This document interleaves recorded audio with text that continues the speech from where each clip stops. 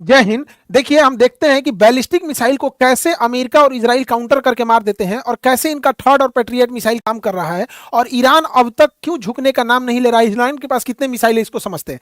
देखिए, ये जो रडार आते हैं सब, ये बहुत महंगे रडार होते हैं सब। ये बैलिस्टिक मिसाइल को 5,000 किलोमीटर दूर से ही पकड़ लेते हैं सब। किसी का दाम है 800 करोड़, किसी का 8,000 करोड़, 5,000 करोड़, बहुत महंगे आते हैं सब।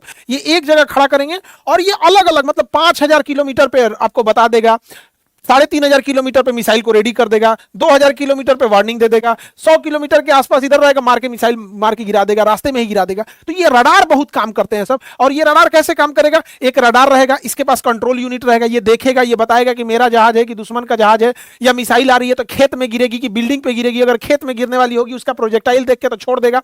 और उसके बाद ये मिसाइल यूनिट को ऑर्डर देगा, मिसाइल यूनिट को ऑर्डर देगा। ईरान ने ना आंखिए फोड़ दिया, इन लोग का रडारे मार के फोड़ दिया। देखिए, इस सारा रडार कोई सस्ता नहीं है। कोई 1,000 करोड़, कोई 2,000 करोड़, कोई 700 करोड़, कोई 1,200 करोड़, कोई 10,000 करोड़, मारा, धुआं धुआं कर दिया, आंखें फोड़ दिया। ये तो वही हाल हो गया कि कीड़ा मारने के लिए दवाई लाए हैं, आज दवाई में कीड़ा पड़ गया। अजब हाल हो गया। ये रडार का काम था दुश्मन को देखना कि कोनो मिसाइल जहाज नहीं आ रहा है, एकरे मार के फोड़ दिया। एगो कान के डॉक्टर के पास थे ना, तो एक कान का डॉक्टर एक मरीज से पूछा कि क्या नाम है, तो मरीज 4 बार बोला कि अपना नाम। तो कान के डॉक्टर को सुनाई नहीं दे रहा था। ऐसा तो ऐसा हाल है कि रडारे मार के फोड़ दिया है वहां पे। ईरान की जो बैलिस्टिक मिसाइल्स हैं, अलग अलग लेवल की बैलिस्टिक मिसाइल है। उसकी फतह बैलिस्टिक मिसाइल है, और इसका जो शाही ड्रोन है ये बहुत खतरनाक है। और ये बैलिस्टिक मिसाइल अब नए पार्ट को फॉलो कर रहे हैं। ये मिसाइल जब गिरने वाले हो रहे हैं टारगेट पे, तो उसे हम टर्मिनल फेज कहते हैं। टर्मिनल फेज पे ना ये अचानक से रास्ता बदल ले रहे हैं, और रास्ता बदलने के बाद उनकी स्पीड अचानक से, जो नॉर्मल स्पीड आ रही है, अचानक से तेज हो जा रही है। इससे घाटा क्या हो रहा है कि जो मिसाइलों को काउंटर करने के लिए इजराइल और अमेरिका मिसाइल मारते थे सब, तो सपोज कीजिए कि इसकी स्पीड है 1,000 किलोमीटर पर आवर, 1,000 की स्पीड से आ रहा है। अब ये भी काउंटर करने के लिए 1,200 की स्पीड से आएगा, और ये अचानक यहां पहुंचने के बाद 2,000 की स्पीड से हो रहा है। तो कंफ्यूज हो रहा है, जा अब क्या करें, यहाँ पे ये उल्टे गिर जा रहा है दूसरे के शहर पे। तो ये इजराइल बहुत ईरान बहुत खतरनाक ढंग से मार रहा है अपनी बैलिस्टिक मिसाइलों को। बैलिस्टिक मिसाइल कैसे काम करती है? ये पहले अंतरिक्ष में जाती है, उसके बाद दुश्मन देश के ऊपर जब आने लगती है टर्मिनल फेज में, यहाँ बहुत तेज एंट्री करती है और कई भाग में बढ़ जाती है। यहाँ पर ईरान के पास ऐसे बैलिस्टिक मिसाइलों का जखीरा है। ये पूरा अंडरग्राउंड रखे हुए है अपने बैलिस्टिक मिसाइलों को। अब इन बैलिस्टिक मिसाइल में ईंधन कैसे पड़ेगा? तो जो ईंधन है वो सॉलिड ईंधन है, तो जिसमें बारूद रहता है, सॉलिड ईंधन। इसको भरने के लिए कोई झमेला नहीं, रखा हुआ है, रेडी टू मूव है। सबसे तेजी से हमला करता है सॉलिड इंजन, जो ईंधन भरा होता है उसको रेडी करने के लिए झमेला नहीं, जैसे दिवाली का रॉकेट वैसे उड़ा देना होता है। और इसको ये क्या किया, अंडरग्राउंड जमीन के नीचे रखा है। अचानक ऊपर से जमीन खुलती है, मार के वो बंद हो जाता है, पता ही नहीं चलता है कहां है। तो दिन के समय वो सॉलिड फ्यूल वाले रॉकेट से मारता है, क्यों? और इस सॉलिड फ्यूल वाले से मारता है। रात के समय वो लिक्विड फ्यूल का यूज करता है। लिक्विड फ्यूल में क्या है ना कि पहले उसमें फ्यूल भरना होता है, फिर उसमें ऑक्सीडाइजर भरना होता है, तो इसमें 2-3 घंटे का टाइम लग जाता है, और उसके बाद उसको मारता है। अब इसमें एक समस्या क्या है कि जब हम इसे किसी मोबाइल लॉन्चर से या किसी ट्रक से ले जाके और जगह पे मारेंगे ना, तो इजराइल के पास और अमेरिका के पास एयर सुपीरियरिटी है। वो उसके ड्रोन वगैरह पूरी ईरान के ऊपर घूम रहे हैं, तो ये मार के गिरा देते हैं। इसी बचने के लिए अगर उसने लिक्विड का यूज कर रहा है तो रात में मार रहा है, और दिन में वो सॉलिड फ्यूल से मार रहा है। भयानक लेवल का ले जा रहा है। और इजराइल और अमेरिका के स्टॉक पाइल्स अभी कम हो रहे हैं, लेकिन ईरान के पास पूरा जखीरा भरा है, चाहे वो ड्रोन हो या उसके पास मिसाइल हो। बैलिस्टिक मिसाइल का पूरा जखीरा भरा है, और प्रतिदिन वो 500 ऐसे ड्रोन और मिसाइल बना रहा है पर डे के हिसाब से। ये सबसे बड़ा खतरनाक बात है।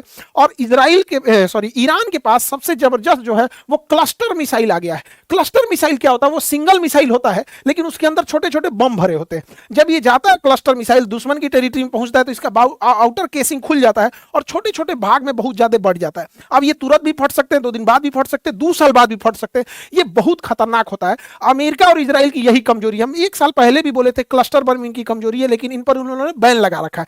लेकिन यह टेक्नोलॉजी रूस और चाइना से लेके ईरान इनके ऊपर हमला कर रहा है क्लस्टर मिसाइल से। इतना ही नहीं, जिस बिल्डिंग में अमेरिका के राजदूत रुके थे सब, जिसके उसके कमांडर रुके थे, किस फ्लोर पे रुके थे सब, ये भी जानकारी ईरान के पास थी। और ठीक उसी फ्लोर पे जाके हमला हुआ है और मरे हैं सब अमेरिका के कमांडर सब। ये सारी जानकारी रूस प्रोवाइड कर रहा है, क्योंकि इससे पहले ही उन लोग के अंदर ये जो कॉम्प्रिहेंसिव ट्रीटी हो चुका था।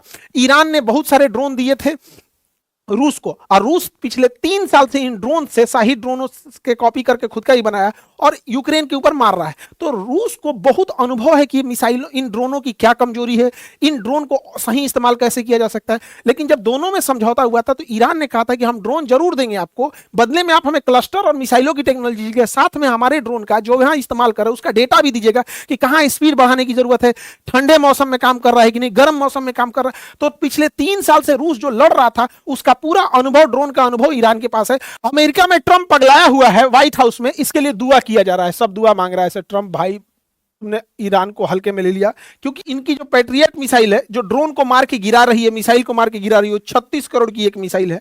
और इन मिसाइलों की संख्या भी एकदम कम हो गई है, क्योंकि यही मिसाइल इन्होंने यूक्रेन को दे रखा है पिछले 3 साल से। पिछले 3 साल से ईरान इजराइल को दे रखा है गाजा से लड़ने के लिए।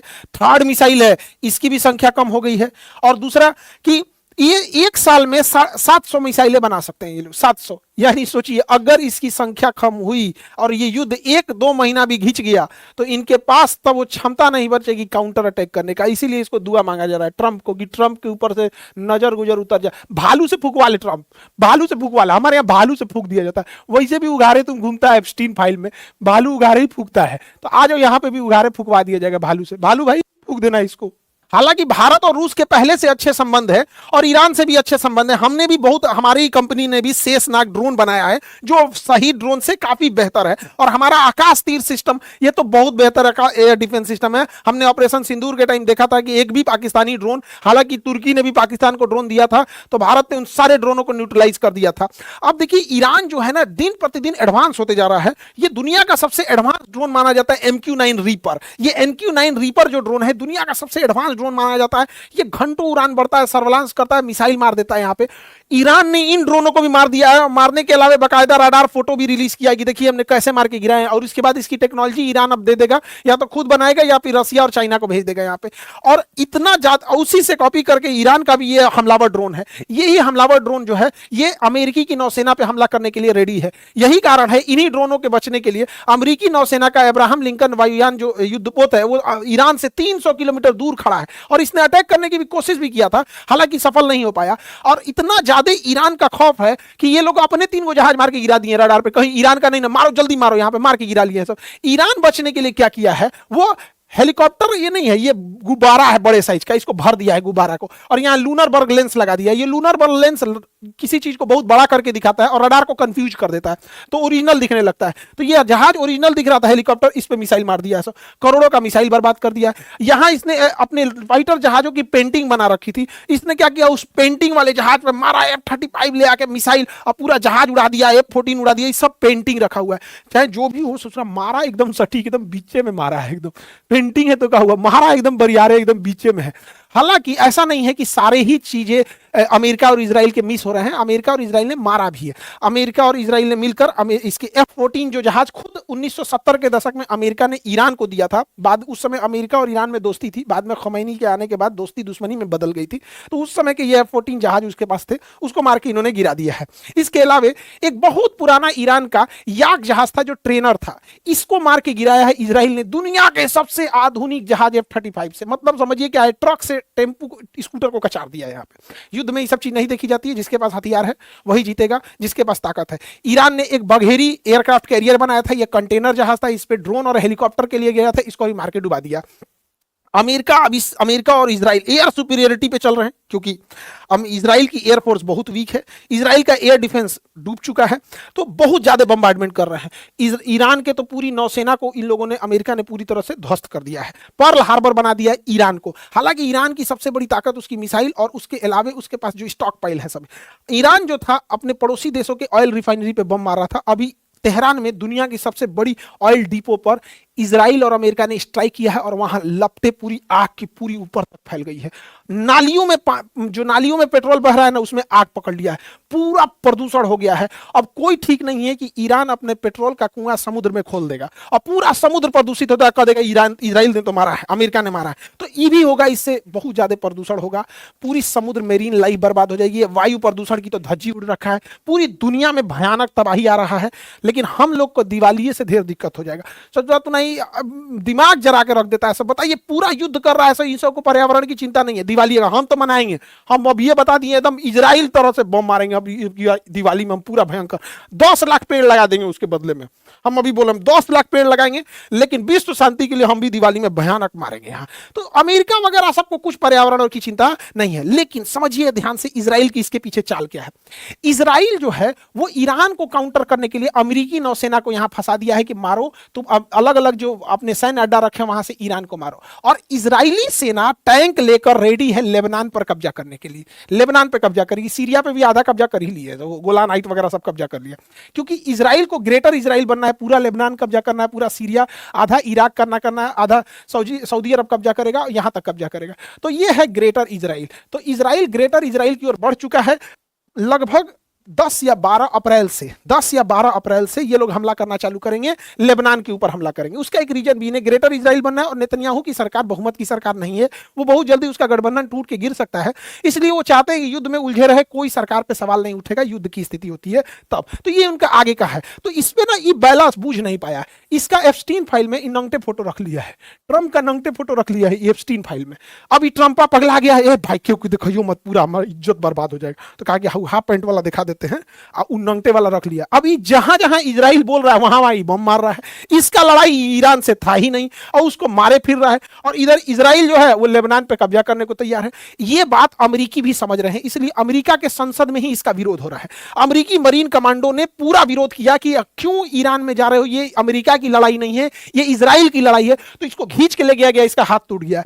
ईरान का अमेरिका का दोस्त स्पेन भी अमेरिका का साथ छोड़ दिया है। ब्रिटेन भी अपनी एयरवेस यूज करने नहीं दे रहा था, तो बाद में ट्रंप गुस्सी आ गया तो कहा ठीक है भाई B1 लेंसर जहाज के लिए यूज कर सकते हो। अमेरिका का कहना है, देखिए कितना बदतमीज इंसान है ये। अमेरिका कह रहा है कि खमैनी की तो हत्या मार दिया इसने, कहा कि अब इनका जो उत्तराधिकारी आएगा उसको चुनने का अधिकार अमेरिका को है। बताइए कितना बेशर्मी, माने किसी देश का उत्तराधिकारी अमेरिका चुनेगा। इसको क्या लगता था कि खमैनी को मार देंगे तो ईरान ध्वस्त हो जाएगा, वेनेजुएला समझो ईरान को। ईरान ने ऐसा नहीं करेगा। खमैनी अब इन्हें पहले से पता था कि अमेरिका ऐसा करेगा, इसलिए ये पहले से तैयार बैठे थे। तो खमैनी ने क्या किया था, एक बहुत खतरनाक डिवीजन बनाया था, decentralise mosaic defence, DMD, decentralise mosaic defence. जो इन्होंने बनाया था ये क्या था, इसका था कि ईरान को 31 टुकड़ों में इन्होंने तोड़ दिया था। 31 टुकड़ों में तोड़ दिया और कहा गया कि अगर तेहरान ध्वस्त भी हो जाता है, टॉप लीडरशिप मारी जाती है, प्रधानमंत्री, राष्ट्रपति, टॉप लीडर, सेनापति मारे जाते हैं, तो उससे कोई मतलब नहीं है। 31 का 31 DMD ब्रिगेड जो है उसके पास अपना मिसाइल है, अपना ड्रोन है, अपने जहाज हैं, अपनी सेना है, वो सब मारेगी 3100। इसलिए ईरान की टॉप लीडरशिप ढह चुकी है। लेकिन जो 31 के 31 जो डिसेंट्रलाइज मोजेक डिफेंस थी, DMD थी, वो अंधाधुन मार रही है। जिसको कुवैत मिल रहा है यहां से कुवैत को मार रहा है, जिसको UAE मिल रहा है वो UAE मार रहा है, कतर मार रहा है, बहरेन मार रहा है, इरिया, तुर्कमेनिस्तान, जहां मन, अजरबैजान, जहां मन वहां मार रहा है सब। अब ईरान पगला गया एकदम, जहां मन वहां मार रहा है, क्योंकि टॉप लीडरशिप खत्म हो चुकी है। और DMD को बनाया ही गया था कि अगर टॉप लीडरशिप खत्म हो गई तो तुम लोग अंधाधुन मारना। और इसकी 31 ब्रिगेड तैयार है, ईरान के अंदर बैठी है। ईरान के पास सबसे खतरनाक चीज क्या है, उसके पास छोटे साइज की पनडुब्बी है। ये बहुत बड़ी पनडुब्बी नहीं है, इसमें 10-15 आदमी ही अट पाते, बहुत छोटी पनडुब्बी है। लेकिन जो हार्मुज जल संधि है वहां का उथला पानी है, वहां बड़ी जहाजें नहीं आ सकती हैं और ना ही बड़ी पनडुब्बी आ पाएगी, क्योंकि चट्टान है। ये चट्टानों के पीछे छुप जाएंगे सब, और ये जब अमेरिकी नौसेना पास आएगी तो उसे मारेंगे सब। इसके अलावा ईरान के पास एक मच्छर ब्रिगेड है। अभी मच्छर ब्रिगेड क्या है, तो छोटे छोटे लेकिन बहुत तेज गति से चलने वाले इसके पास 15,000 से ज्यादा जहाजें हैं, पानी वाली जहाजें, बहुत छोटी है। इसका आकार जो है वो एक बस के आकार का है और उतने ही लंबाई में है, ट्रैक्टर बराबर होगी यहाँ पे। लेकिन इतनी तेज स्पीड है कि इसको मारना बड़ा मुश्किल हो जाता है। और वैसे भी पानी, समुद्र में निशाना लगाना बड़ा मुश्किल होता है कि समुद्र ऊपर नीचे हो रहा होता है, जिसपे आपकी जहाज है वो भी डिसबैलेंस हो रही होती है। तो इनका क्या है कि ये लोग उसको एज एक साथ 200-400 छोड़ देंगे और उस पे से ये मिसाइल छोड़ देंगे। अब दुश्मन का जहाज कंफ्यूज हो जाएगा कि भैया इन मिसाइलों को मारे कि इन जहाज को मारे। ये मिसाइल भी गति कर रहा है, जहाज भी मूवमेंट कर रहा है, समुद्र भी मूवमेंट कर रहा है, तो कंफ्यूजन हो जाएगा, कोई ना कोई उस जहाज पे जाके लग जाएगा, अगर नहीं लगा तो ये कामाकाजी होंगे, ले जाके अपने आप को उसमें लड़ा देंगे और ये खत्म हो जाएगा। यही वजह है कि अभी तक ना इजराइल ना अमेरिका की नेवी आगे आई है इस चीज को खत्म करने के लिए, क्योंकि इनके पास मच्छर ब्रिगेड है। ईरान को तबाह करने के लिए अमेरिका सबसे घटिया और नीच काम करने जा रहा है, वह ईरान के ऊपर के कुर्द लोगों को, कुर्द एक कबीला है वहां पर, उन लोगों को इजराइल और अमेरिका हथियार दे रहे हैं और पैसा दे रहे हैं। और पूरी ये जितनी गाड़ियां हैं, देखिए ट्रक, व्हीकल्स, इम्यूनिशंस, फ्यूल, हथियार, पैसा, इंटेलिजेंस, सीआईए पूरी मदद कर रही है इन लोग की, मोसाद पूरी मदद कर रहा है, और इन लोगों को अपने हथियार गोदामों में भरे हथियार को पूरा सप्लाई किया जा रहा है कि ऊपर कुर्द, इन कुर्द को सीरिया से लाया जा रहा है ईरान के पास, क्योंकि सीरिया में सरकार गिरा दिए हैं सब, ये सब इराक में सरकार गिरा दिए हैं सब, तो अब ये कुर्द कहां चले गए हैं? इराक के कोना पे। अब यहां से पूरे ईरान में ये फैल जाएंगे सब और पूरा आतंक मचा देंगे सब। अभी आपको नया आतंकवाद सुनने को मिलेगा, कुर्दिश टेररिस्ट।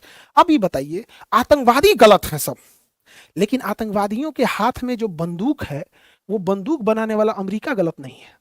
आतंकवादी गलत है सब, लेकिन आतंकवादियों के पास से हथियार जो अमेरिका है वो गलत नहीं। अमेरिका का हथियार कैसे चलाया आतंकवादियों के पास? तो नियम ये होना चाहिए कि यदि कोई आतंकवादी पकड़ा जाता है तो वो जिस देश का है उस देश पे भी प्रतिबंध लगना चाहिए, और उसके हाथ में जो हथियार है वो जिस देश का बना है वह देश भी प्रतिबंधित होना चाहिए। देखिएगा, सबसे ज्यादा हथियार, 99% हथियार अमेरिका के बने होते हैं हर एक आतंकवादियों के पास, चाहे वो भारत के नक्सलाइट हो, चाहे कश्मीर में इंसर्जेंसी हो, चाहे अजमल कसाबवा हो, चाहे ओसामा बिन लादेन हो, तालिबान हो, ISIS, सबको हथियार यही प्रोवाइड करते हैं। लेकिन इन लोग के ऊपर कोई उंगली नहीं उठा सकता है। सोचिए, अमेरिका जहां जा रहा है, ये जो काम कर रहा है, यहां युद्ध के बाद एक आतंकवादी पनपेंगे सब। अमेरिका ने यही तो किया था इराक में, उसने ISIS आतंकवादियों को पैसा दिया, और पूरा जब हमें चला गया तो वहां से ISIS आ गए सब। रूस को मारने के लिए ओसामा बिन लादेन को ट्रेनिंग दिया, हथियार दिया, उसके बाद अलकायदा तैयार हो गई। तालिबान को किसने तैयार किया? अमेरिका ने तैयार किया। इन सारे आतंकवादियों को हथियार, पैसा, CIA की ट्रेनिंग सब किसने दिया था? अमेरिका ने दिया था। अब अमेरिका कुर्दिश को तैयार कर रहा है, और इतना ही नहीं, स्टैंडर्ड देखिए, कुर्दिश फोर्सेज, मतलब ये आतंकवादी नहीं, अब ये फोर्स है, मतलब ये अभी सेना है। किस देश की सेना है? किसी देश की नहीं। तो ले भैया, तो हमारे देश के नक्सलाइटों कहेंगे कि फोर्स है भैया, हम भी सन, मतलब इनको सेना। जब ये ईरान पे खत्म कर देंगे तो ये भारत के लिए खतरा बनेंगे सब। अभी ये आतंकवादी, क्योंकि अमेरिका दूर है, वहां जाना मुश्किल है, हम लोग के लिए खतरा बनेगा। वर्ल्ड ऑर्डर शिफ्ट हो रहा है। देखिए, 11 मार्च से ईरान क्या करेगा, जितने मिडिल ईस्ट के देश हैं उनके पास पीने का पानी नहीं है, तो उनके पास डीसैलिनेशन प्लांट है। इन डीसैलिनेशन प्लांट के ऊपर ये अपने ड्रोन से हमला करके इसे तबाह करेगा। और अगर यहां पे आतंकवाद जैसी घटना पनपी या फिर मानवता लांघने का काम ईरान ने किया, तो इन ड्रोनों के अंदर कुछ नहीं करना, इसे केवल पारा भर देना है। पारा यानी मरकरी, ये सब हम लोग देखे होंगे थर्मामीटर में होता है, बुखार नापने वाले थर्मामीटर में पारा होता है।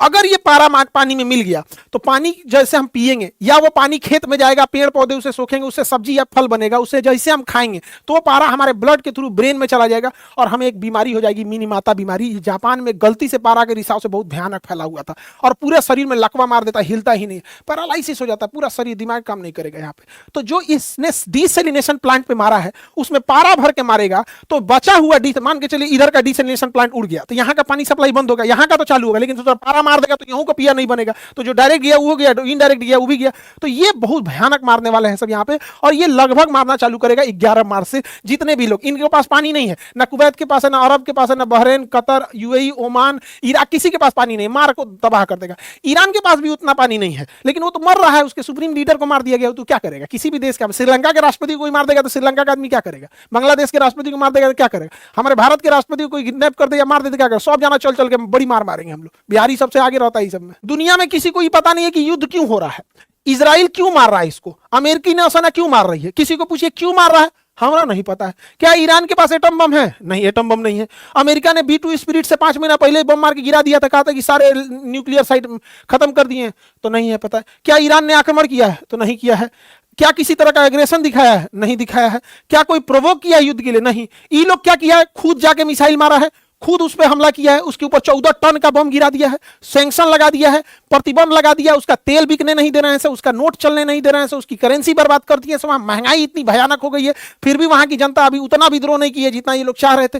किसी को नहीं पता चल रहा है। यही रीजन है कि खुद इसका अमेरिका का विरोध हो रहा है। रूस ने विरोध किया, खैर रूस और चाइना तो नेचुरल दुश्मन है, लेकिन स्पेन अमेरिका का साथी होते भी विरोध कर रहा है, अमेरिका ब्रिटेन भी विरोध कर रहा है, फ्रांस भी विरोध कर रहा है। सिक्योरिटी काउंसिल में भी जब ये मैटर गया, इवन जब 1945 में यूनाइटेड नेशन ऑर्गेनाइजेशन ऑर्गेनाइजेशन की गठन हुई थी, इसने कहा था कि हम तृतीय विश्व युद्ध नहीं होने देंगे, तो इसके संविधान को चार्टर्ड कहते हैं। तो इसके संविधान अर्थात चार्टर्ड 2 में लिखा गया है कि कोई देश किसी दूसरे देश की संप्रभुता में हलल मतलब कोई किसी प्रकार का खलल नहीं करेगा, दूसरे देश की संप्रभुता या जमीन नहीं कब्जा करेगा, दूसरे देश पर हमला नहीं करेगा। लेकिन खुलेआम चल रहा है, नियम कानून गरीब देशों के लिए होता है। अमेरिका और वेस्टर्न कंट्री का कहना है कि ईरान अपने आप महिलाओं पर अत्याचार करता है। मतलब वही वेस्टर्न कंट्री जो महिलाओं को नंगे घुमाते हैं सब, वही वेस्टर्न कंट्री जो एफ-3 फाइल में छोटी छोटी बच्चियों का रेप करते हैं, काट के खा जाते हैं सब। हमारे यहाँ हमें मीडिया, बाप रे बाप, भारत के लिए सबसे बड़ा खतरा, गृह युद्ध कराएंगे सब मीडिया सब। न्यूज चैनल पे बैठी 20 कन्याओं को कुछ नहीं दिखता है, तबाह कर देंगे सब पूरे घर द्वार को यहाँ पे। इसके हिसाब से, न्यूज चैनल के लोगों के हिसाब से खोमैनी खराब है क्योंकि इन्होंने बहुत अत्याचार किया है। लेकिन ट्रंप के खिलाफ एक बात नहीं निकलेगा इनसे, खोमैनी खराब है लेकिन भैया ये ट्रंप उघारे नाच रहा है, ये करो तो बोलो, तुमको कोई मतलब नहीं है अपने देश के लिए डिक्टेटरशिप क्या किया उससे मतलब हम लोग को नहीं है। इसका कहना है, देखिए डबल स्टैंडर्ड, इसका कहना है कि खोमैनी ने हिजाब कर ला दिया, ते बबनी इहो हिजाब लगे लिए सऊदी अरब वाला, इन्हों पे बोलो, इनका पे ना बोलेगा, बोलने का मतलब समझ रहे हैं ना, सेम चीज है। अगर हिजाब पे आपको बोलना ही है तो ईरान के साथ साथ सऊदी अरब को भी लेंगे, सऊदी अरब से तो तेल मिल रहा है, जब तेल बंद होगा, रिश्ते टूटेंगे, तब हमारे अंदर का ज्ञान निकलेगा। इसको ये सबसे दिक्कत है, लेकिन उघारे घूमने से कोई दिक्कत नहीं है। मतलब ये है आजाद मॉडर्न, किसी भी देश का इंटरनल मैटर में वहां समझो भाई ये सऊदी अरब है, अपने यहाँ हिजाब करेगा नहीं करेगा हमसे क्या मतलब है। सऊदी अरब में अभी ये कुछ दिन पहले गाड़ी चलाने का लाइसेंस दिया, हमारे देश में आपकी मर्जी आप कर सकते हैं, आपकी मर्जी आप नहीं कर सकते। लेकिन अभी देश के समय सबसे बड़ी समस्या क्या है, न्यूज चैनल की 20 कन्याओं ने नेशनल पॉलिसी और मीडिया का नैरेटिव दोनों अलग होते जा रहा है। ये किसी भी देश के लिए सबसे घातक होता है। हमारी नेशनल पॉलिसी, अरे भैया सरकार से बोलो ना कि गरिया दे ईरान को, हम लोग भी गरियाने लगेंगे। नेशनल पॉलिसी कहीं और जारी है और पब्लिक का नैरेटिव ही सब कुछ और बैठा रहे। यही होता है किसी भी फेल्ड कंट्री में। क्या होता है, बांग्लादेश में क्या हुआ, नेशनल पॉलिसी कुछ और थी, मीडिया का नैरेटिव कुछ और था। श्रीलंका में क्या हुआ, नेशनल पॉलिसी कुछ और थी, नैरेटिव कुछ और था। पाकिस्तान क्यों फेल्ड हुआ, नेशनल पॉलिटिक्स कुछ और है, संविधान कुछ और कहता, पब्लिक कुछ और करी। तो इन लोगों से थोड़ा बच के रहने की जरूरत है, वरना ये लोग भी भारत को चौपट कर देगा। हमारी नेशनल पॉलिसी है, हमारा सरकार जिसके खिलाफ है हम खिलाफ रहेंगे, तुर्की के खिलाफ है तुर्की के खिलाफ रहेंगे, चाइना के खिलाफ है खिलाफ रहेंगे हम यहाँ पे। लेकिन मीडिया में बैठी 20 कन्याओं को पता नहीं किसने अधिकार दे दिया कि ये लोग आके न नॉलेज न कुछ बकैती चालू कर देते हैं। ईरान, अमेरिका और इजराइल की लड़ाई में भारत की नौसेना के ऊपर एक तरह का बड़ा धर्म संकट हो गया, क्योंकि भारतीय नौसेना ने मिलान एक्सरसाइज में और ईरान को बुलाया था और हमारी ईस्टर्न नेवल कमांड ने ट्वीट किया था ईरान के बारे में, बड़ा अच्छा अच्छा बात किया था, ब्रिगेड ऑफ फ्रेंडशिप वगैरह, इंडियन नेवी को यहां शामिल किया गया था इस सब के लिए यहां पर। लेकिन जब युद्ध समाप्त हुआ, ये युद्धाभ्यास समाप्त हो गया, तो ये विशाखापट्टनम से लौट रही थी जहाज ईरान के लिए, तब तक रास्ते में युद्ध हो गया। ये शिप जब जैसे इंडियन ओशियन को पार, बंगाल की खाड़ी को पार करती है और श्रीलंका के बाहर रहती है, तब इसे यहां रुक कर श्रीलंका से अंदर आने की अनुमति मांगती है डॉक करने के लिए। तब तक यहीं पर एक अमेरिकी पनडुब्बी से मार के डुबा दिया। अमेरिका का कहना ये जाके हमला करता हमारे ऊपर, इसके पर कोई हथियार नहीं है। नियम होता है कि कोई भी युद्ध अभ्यास के लिए आया तो उस पर हथियार नहीं होगा, तो हथियार नहीं हो गया, यहां डुबा गया। ये भारत को ह्यूमिलिएट करने के लिए कि आपके तट के पास हमने डुबाया है और भारतीय नौसेना के पास इसका डिस्ट्रेस सिग्नल पहुंचा गया। तो भारतीय नौसेना से पहले श्रीलंका की नौसेना पहुंची जब देना जहाज डूबा था। तो ये भारत को अमेरिका हमेशा ह्यूमिलिएट करता है, हमेशा कुछ ना कुछ बोलता है। क्यों, समझिए ध्यान से, क्योंकि 2016 में मोदी जी कहे थे कि हमारी प्रायोरिटी है हिंद महासागर, सोमालिया में भी अगर कुछ घुसपैठ होगा तो हम जाके बचाएंगे, हमारी प्रायोरिटी है हिंद महासागर। जयशंकर साहब कहते हैं दुनिया का एकमात्र महासागर हिंद महासागर जो किसी देश के ऊपर है, हिंद महासागर है। हम लोग ये कहते हैं कि हम लोग गार्डियन ऑफ द सी है, ये पूरा हिंद महासागर के हम गार्डियन है, पूरा हिंद महासागर। तो भैया तो इसी के अंदर ये आता है। यहाँ पर श्रीलंका ने कहा कि हम लोग ह्यूमैनिटी के साथ हैं यहाँ पर, और श्रीलंका ने इसे बचाया था, वहां के लोगों को डिस्ट्रेस सिग्नल जब आया था, हमारा नहीं। अब आप सोचिए कि हिंद महासागर में अगर कोई जहाज डूब रहा है तो रेड क्रॉस और इंटरनेशनल रूल है कि अगर कोई जहाज युद्ध में डूब रहा है या कोई सैनिक घायल है तो उसे कोई भी देश बचाएगा। तो अब बताइए हिंद महासागर में श्रीलंका पहले पहुंच रहा है हम लोग से। अच्छा, अगर श्रीलंका है तो हमने ही तो बोला है कि ये गार्डियन ऑफ द सी हम लोग हैं, ये प्रभाव दिखाता है। हमें नहीं मतलब है कि उसके बचाने से होगा या कुछ होगा। हम कहां पंचायती जाते हैं, जहां हमारा प्रभाव है, तो पंचायती हम वही कर सकते हैं कि हमारा प्रभाव जहां है, तो ये प्रभाव को दिखाता है। 1971 याद कीजिए, 1971 में अमेरिका का 7वां बेड़ा आया था, हम लोगों ने कोई वैल्यू नहीं किया था, हमारे ऊपर परमाणु बम मारने आया था। तो ये चीजें थोड़ी सी खराब हो जाती हैं। हालांकि विदेश नीति में बड़ा नाजुक चीज होता है दोनों ओर से बैलेंस बना के चलना, कि इजराइल, अमेरिका, क्योंकि ये दोनों बड़ा, अमेरिका बदतमीज देश है। आप अगर मानवता के नाम पे हम बचाने जाएंगे ससुरा पाकिस्तान को हथियार देगा, तो हम लोग बड़ा नाजुक दौर पे चल रहे हैं। लेकिन हम क्या सोचते हैं, इससे ज्यादा इंटरनेशनल रिलेशन में मायने रखता है बाकी देश हमारे बारे में क्या सोच रहे हैं। जैसे हम छोटा सा बात बताते हैं कि खालिदा जिया बांग्लादेश में इनकी मृत्यु हो गई, स्वाभाविक मौत से मरी, कोई ने मारा नहीं। ये भारत के खिलाफ रहती है। शेख हसीना भारत के साथ, ये भारत के पूरा खिलाफ रहती है। इसके मृत्यु पर पीएम मोदी ने शोक बताया। जबकि ईरान हमारा मित्र है, वहां 165 लड़कियों की मृत्यु हो गई बम मार के। वो अमेरिका जिसका पिन पॉइंट एक्यूरेसी होता है, जहां चाहेगा मिसाइल वहीं मारेगा, तो फिर स्कूल पे कैसे मिसाइल मार दिया। और इस पर अभी तक किसी तरह का ऑफिशियल शोक प्रकट नहीं किया गया। जबकि ट्रंप की खुद की भतीजी ने, मैरी ट्रंप नाम है, उसने कहा कि दुनिया का कोई इसे जस्टिफाई कर सकता है, नहीं कर सकता है। तो ये विदेश नीति में हम लोग को बड़ा बैलेंस बनाने का मतलब ये नहीं कि हम एक और सट जाए फिर भी बैलेंस ना, ये तो एक मानवता वाला चीज होता है। और ये कौन सी दोस्ती हो गई अमेरिका से कि अमेरिका की दोस्ती की वजह से हम किसी के निधन पे भी शोक ना व्यक्त कर सके। ये तो भारत की संस्कृति। ये लोग कहते हैं कि दुश्मन की भी मृत्यु पे हम लोग को शोक व्यक्त कर देना चाहिए, और ये दुश्मनी तो थी। हम लोग क्या है, तुर्की को तो भर भर के मदद दिए थे लोग, हमारा दुश्मन ही तो है तुर्की। वहां पे जब भूकंप आया था, एहसान फरामोश सब भूल गया भारत की, आज भी भारत के खिलाफ रहता है तुर्की। यहां आप देखिएगा ईरान की नौसेना का वो बार बार एक शब्द पूछ रहा है, a guest of Indian Navy, we are the guest of Indian Navy, जो जहाज को मार के डुबाया गया जिसमें हथियार नहीं था। तो सोच रहा दोस्ती के चक्कर में ना बड़ा उटपटांग काम करता है। अमेरिका देखिए बार बार भारत को कैसे नीचा दिखा रहा है। अमेरिका का ये सोच रहा है, वहां का डिप्टी सेक्रेटरी ये कह रहा है दिल्ली में बैठ के कह रहा है कि हम इंडिया को चाइना की तरह मौका नहीं देंगे आगे बढ़ने का, कि अमेरिका का कंपटीटर बन सके। ई ससुरा तुम मौका दोगे चोट्टा कहीं का, हमको मौका नहीं। दिल्ली में बैठ के बोल रहा है। हमारी मीडिया इससे सवाल नहीं पूछी, रोक के पूछना चाहिए ससुरा, तो दिल्ली से चल कैसे जाएगा, तुम्हारे भरोसे हम लोग बैठे हैं। हमारे यहाँ ई बोलती है कि प्रधान देखिए मोदी है जो open his leg for Israel, Modi ने इजराइल के लिए टांग खोल दिया। ई ससुरी का कौन है, ये अमेरिका की पत्रकार है। आई अमेरिका का देखिए यहाँ पे ट्रेजरी डिपार्टमेंट है, छोटा डिपार्टमेंट है ट्रेजरी, वो कह रहा है कि हमने इंडिया को अलाउ किया 30 दिन के लिए तेल खरीदने के लिए, अलाउ किया 30 दिन के लिए। हमारे पेट्रोलियम मंत्री जयदीप पुरी साहब यहाँ पे 9 फरवरी को बोलते हैं कि 74 दिन का तेल है हमारे पास, 74 दिन का। 20 दिन के बाद 3 मार्च को कहते हैं कि 25 दिन का तेल है। ये भैया अब ये 74 दिन का था, अब ये 25 दिन का था। ये क्या हो रहा है? हम लोग किसकी बात माने? इस संसद में खड़ा बात माने कि एएनआई की रिपोर्टिंग की बात माने? दोनों में से बड़ा कंफ्यूजन की स्थिति हो गई है यहाँ पे। अमेरिका पे कभी भरोसा नहीं, ऐसा कोई सगा नहीं जिसे अमेरिका ने ठगा नहीं। बार बार अमेरिका इंडिया को क्या बोला, डेड इकोनॉमी, डेड इकोनॉमी। बाकायदा ट्रंपा ट्वीट किया है डेड इकोनॉमी है। जब यहाँ पर उसने डी बोर्डिंग पॉलिसी लाया था, जेल में हथकड़ी लगा लगा के भारतीयों को इसने डिबोट किया था। यहाँ पर H1B वीजा का रेट बढ़ा दिया, किसी को भारतीयों को घुसने नहीं दिया, और कहा कि भारतीय इंजीनियर को बदले अमेरिकी इंजीनियरों को रखे। अमेरिका कभी भारत का नहीं हो सकता है। यहाँ पे समझिएगा, दोस्ती और बॉस में अंतर होता है। हमारा दोस्त पुतिन भी है, ईरान, इजराइल, सॉरी रशिया है। रशिया कभी बोला कि जापान से मत खरीदो, चाइना से मत खरीदो, अमेरिका से मत खरीदो। दोस्ती का मतलब क्या होता है? भाई हम अपना काम करेंगे, आप अपना काम कीजिए। ईरान भी हमारा दोस्त है। दोस्ती का मतलब क्या होता है कि हम अपना काम करें, आप अपना काम कीजिए। ये सोच रहा दोस्ती के नाम पे बॉस बनने लगते हैं सब। हमसे तेल खरीदो, ईरान से मत खरीदो। हम ईरान से तेल नहीं खरीदते हैं जबकि सस्ता पड़ता है। हमसे तेल खरीदो, रूस से मत खरीदो, रूस से हमें सस्ता पड़ता है। ये दोस्त बन रहे हो कि दोस्त के आड़ में बॉस बन रहे हो। तो किसी भी देश को हम कहते हैं भारत से खिलवाड़ करने की औकात नहीं होनी चाहिए किसी को इतना छूट नहीं देना चाहिए। दोस्ती हो दोस्ती की तरह, हर चीज की एक लिमिट है। Some distance is good for healthy relation. तो कुछ डिस्टेंस मेंटेन करने की जरूरत है। भारत को एकदम में पहले समझ गया है, और भारत को अपने आत्मनिर्भर होने की जरूरत है। नहीं तो ये दोस्ती के आड़ में बॉस वाला काम करने लगेंगे सब, जिस वजह से दिक्कत है। कहीं ना कहीं हमें तो ऐसा लगता है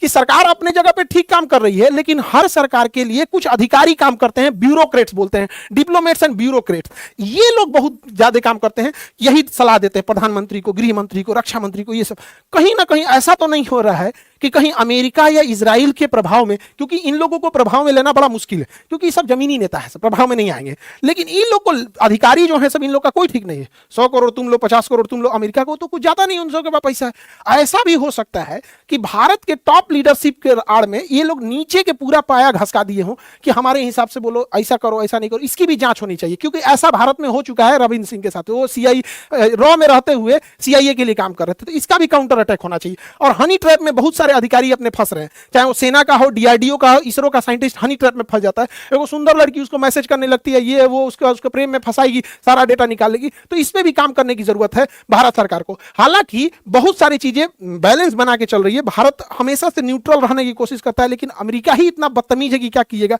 अभी ईरान का एक और जहाज, लावन जहाज था, उसे भारत ने अपने यहाँ डॉक करने का मौका दिया, और एक बुसर जहाज था, उसे श्रीलंका ने अपने यहाँ डॉक करने का मौका दिया। ईरान ने भारत का धन्यवाद व्यक्त किया है कि भारत इस मुसीबत की खड़ी में ईरान के साथ है, और हम पूरी दुनिया के साथ है। हमारे शास्त्रों में पढ़ाया गया है वसुधैव कुटुंबकम। हम लोग वो देश हैं जहां हमारी संस्कृति है वसुधैव कुटुंबकम की। दुनिया में हम युद्ध नहीं चाहते थे, दुनिया ने युद्ध दिया, हमने दुनिया को बुद्ध दिया था। हमसे क्या करेंगे, लेकिन ऐसा ऐसा बवंडरे लेके रहता है सब कि क्या कर सकते हैं हम लोग यहाँ। लेकिन इसी बीच अच्छी खबर यह है कि हमने कनाडा के साथ 10 साल का डील कर लिया है यूरेनियम के लिए। यूरेनियम कनाडा से हम लेंगे। कनाडा में ट्रूडो की सरकार गिरने के बाद भारत और कनाडा की से रिश्ते अच्छे बने हैं। तो याद रखिए कि ईरान यही एक साल पहले कनाडा में जब ट्रूडो थे तो कनाडा से हमारा रिश्ता कितना खराब हो गया था। G20 के समिट में भी आया था तो हमारे यहाँ डिनर पे नहीं आया था। तो इंटरनेशनल रिलेशन में देश सर्वोपरि होना चाहिए। रिश्ते बनते हैं, बिगड़ते हैं, कब आएगा कौन जाएगा इससे महत्व नहीं होता है, लेकिन आत्मनिर्भरता बहुत जरूरी है। भारत के ऊपर ये सब बिना मतलब का दबाव बना रहे हैं सब, जरूर बहुत जल्दी भारत भी इससे उभर जाएगा, हमें भी बड़ा उम्मीद है। हालांकि यूरेनियम को हम लोग येलो केक कहते हैं, दुनिया का सबसे महंगा पदार्थ है। दुनिया का सबसे महंगा क्यों है? क्योंकि 1 केजी यूरेनियम 235 से 238 नहीं, 238 कोनो काम का नहीं है, 235 यूरेनियम 235 1 केजी में 27 लाख केजी कोयला का ताकत होता है। यानी 27 लाख केजी कोयला जलाइए और 1 केजी यूरेनियम जलाइए, सेम एनर्जी मिलेगा।